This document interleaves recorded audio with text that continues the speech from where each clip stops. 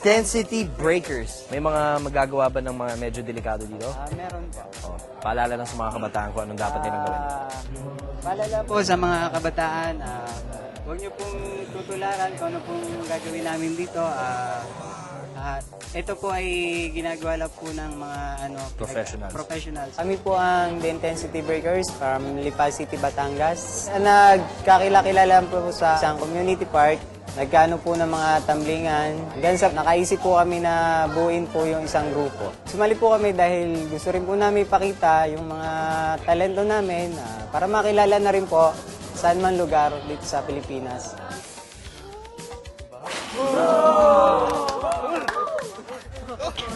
Pasok. Maraming fans to, maraming fans. Anong name ng grupo ninyo? The Intensity Breakers po. From? Lipa City, Batangas. Oh! Wow! Lahat kayo Batanggenyo? Apo. Go Thank you for po. it. Thank you po.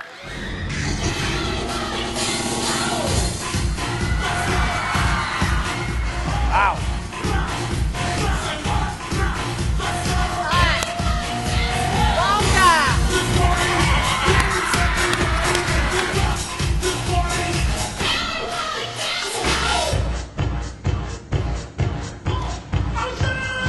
Bongga! 3, 4, oh!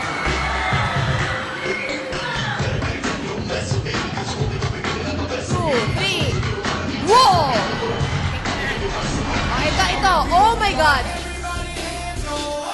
Whoa!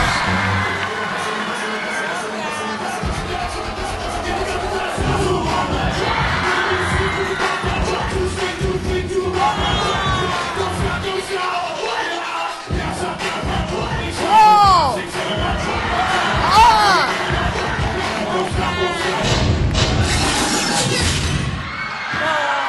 Mabuhay ang mga Batanggenyo! Buhay!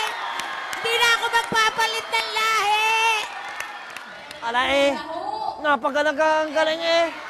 Grabe, feeling namin ilang beses na namin nakita yung ganyan. Pero yung hula hoop, ibang level. And yung linis ng mga pagtatumbling at pagka-cartwheel na sunod.